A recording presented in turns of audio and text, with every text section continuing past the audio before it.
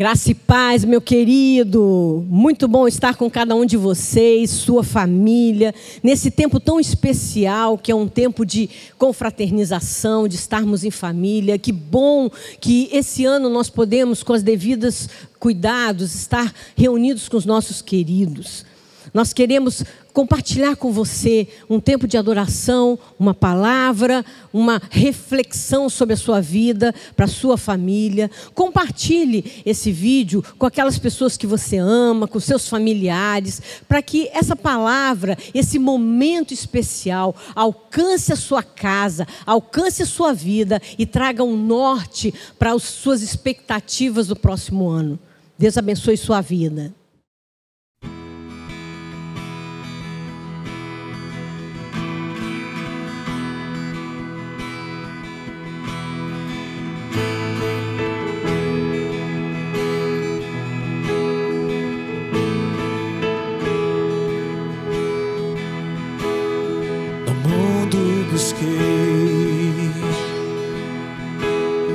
Mas não preencheu-me.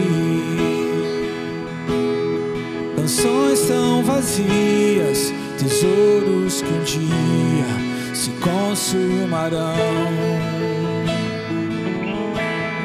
Então você veio e nos trouxe pra perto. Todo desejo é satisfeito em teu amor. Não há nada, nada melhor. Não há nada, nada melhor. Não há nada, nada melhor que meu Deus.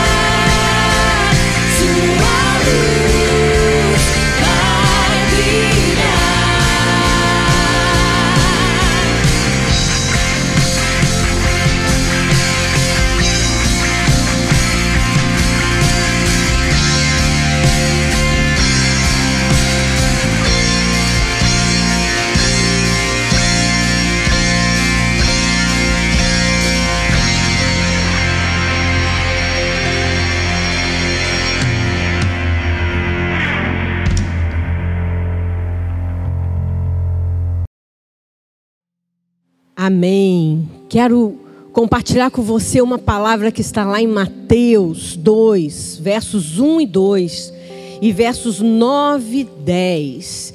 Esse texto vai falar sobre a estrela de Belém.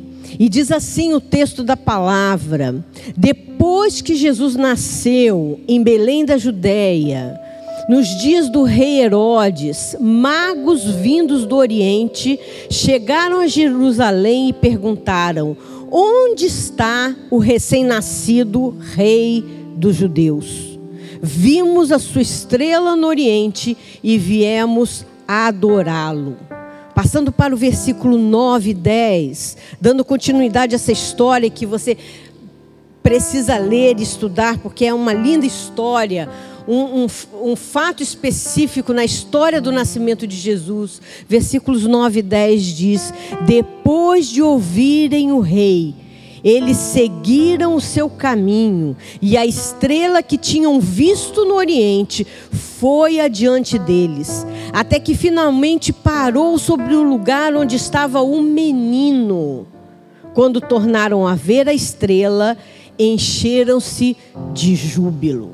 Esse texto me chamou muito a atenção. Fala sobre 3 magos. Magos aqui não tem uma conotação de magia como nós temos na atualidade. Magos eram cientistas, eram sábios, estudiosos dos astros, dos céus, das estrelas, dos planetas. E na época já havia um desenvolvimento considerável na área de astronomia, astrologia também, entre os pagãos. E esses eram reis magos, né?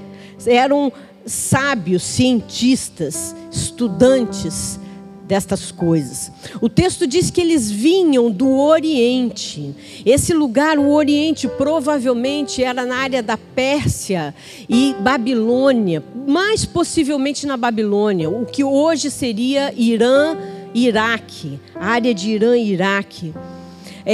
Como falei, havia já um grande entendimento, estudos inclusive considerados hoje pela ciência, de escolas, referências na área de estudo dos astros, nessa região da Babilônia. Inclusive na cidade de Sipar, que era uma cidade importante da Babilônia, havia uma das maiores escolas de astronomia daquela época. E estudos que até hoje são relevantes para a ciência. Então, esses reis, esses sábios, chegam procurando o rei dos judeus. Ora, se você está procurando o rei dos judeus, o primeiro lugar que você vai é para o palácio.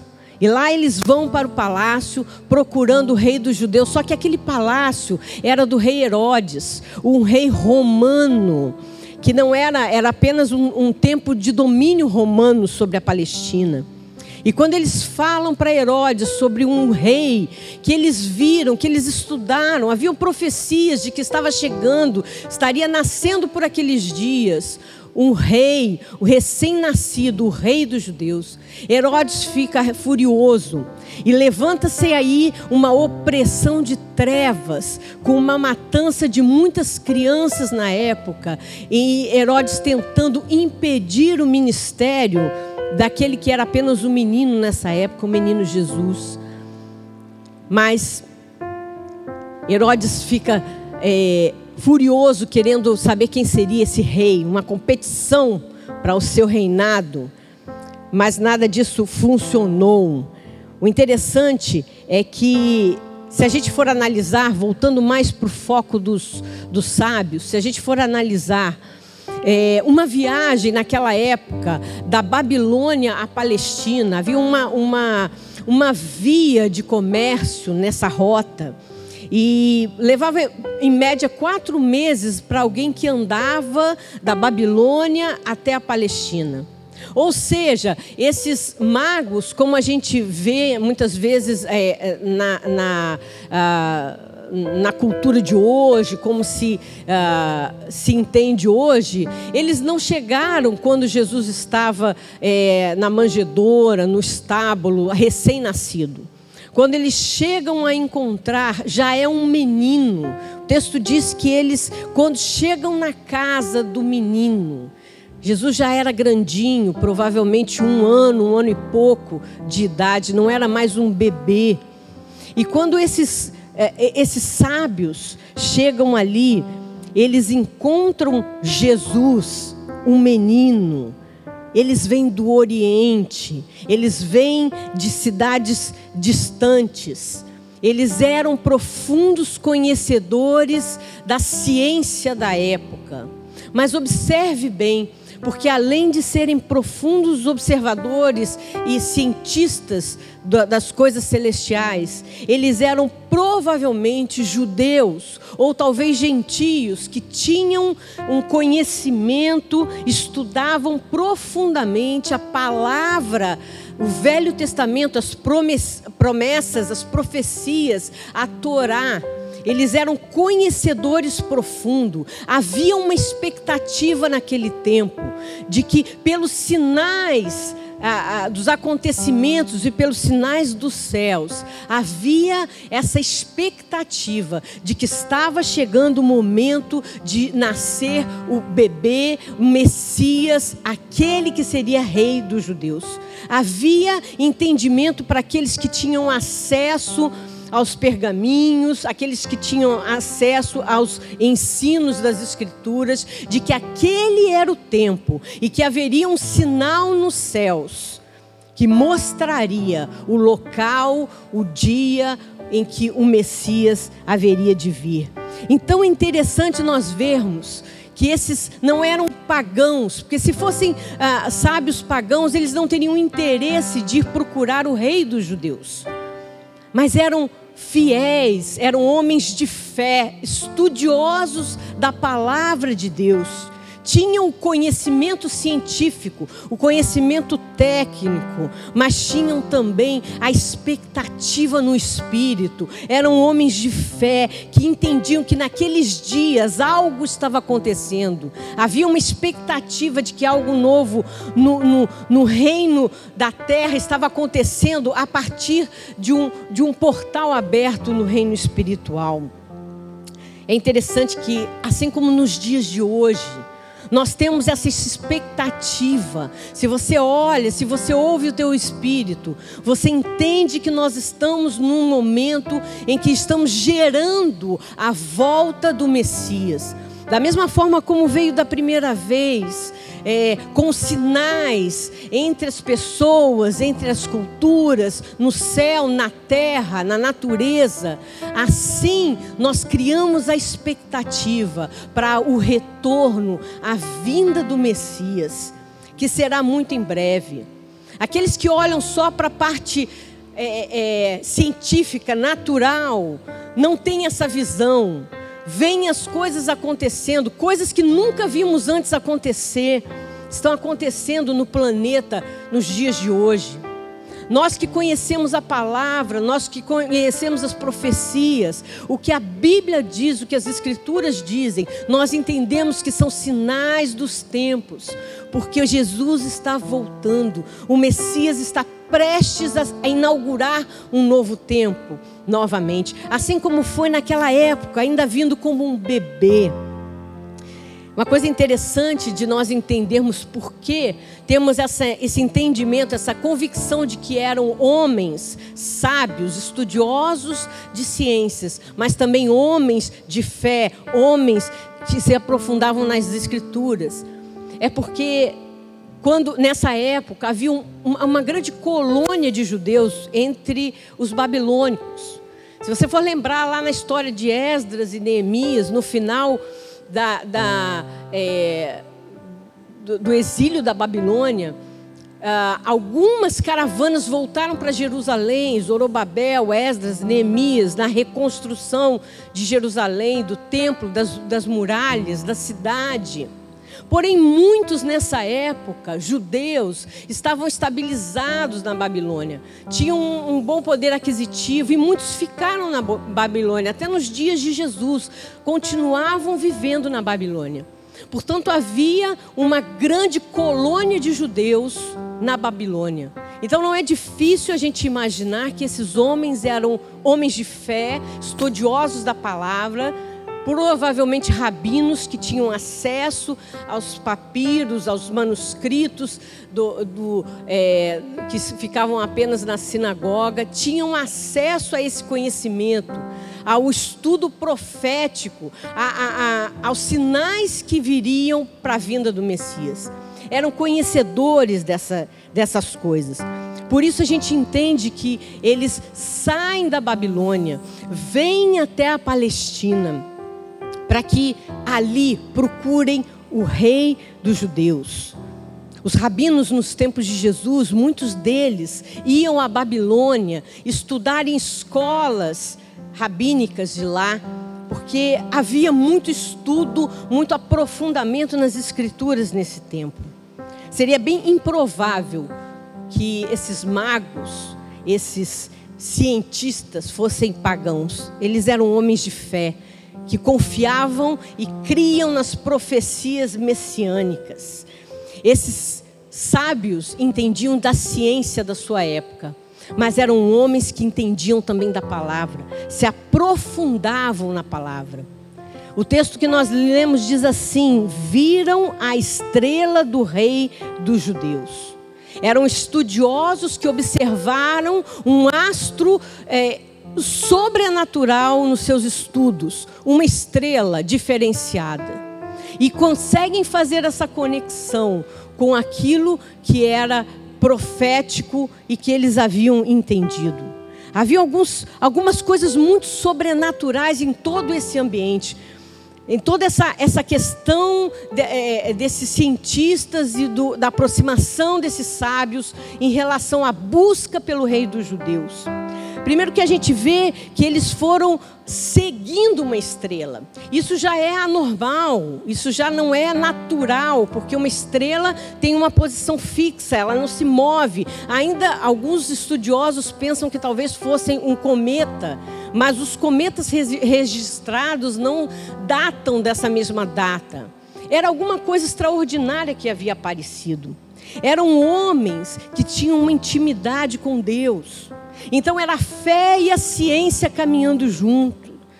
Tiveram entendimento profético de quem era aquele ser que nascera. Eles levam até esse menino ouro, incenso e mirra. Esses são presentes que se davam a reis e a sacerdotes. Não era comum de se dar a qualquer pessoa. No domingo, dia 26, nós vamos estar falando sobre esses 3 itens e o simbolismo disso. Fica o convite para você. Quando eles encontram um menino, eles se ajoelham, se prostram e ofertam seus presentes a ele. Adoram ao menino, que não era apenas um menino, era o rei dos judeus, era o Messias. Ah, meu querido, há muitas coisas sobrenaturais nessa história, além do natural e do científico. Essa estrela se movia. É interessante porque se você for ler, você vai ver que algumas pessoas, como os sábios, viam a estrela. Outros não. Herodes não via. Outros não observaram esse fenômeno, mas eles viram. Era visto por alguns e outros não. Mostrava, era uma estrela que caminhava e mostrava um caminho. Iluminava e direcionava para um caminho, para um lugar certo, um lugar de destino para aqueles homens. Alguns acham, muitos estudiosos acham que essa estrela inclusive seria um anjo e não uma estrela natural. Uma forma ou de outra, o sobrenatural estava presente naquela anunciação do nascimento de Jesus. Havia algo de sobrenatural em toda essa experiência desses homens. Em Números 24, 17, um dos textos proféticos, messiânicos, diz assim: uma estrela surgirá de Jacó, um cetro se levantará de Israel. Rabinos tinham essa expectativa. O tempo estava apontando para aquele tempo em que o Messias veio. havia um entendimento de que essa estrela talvez fosse uma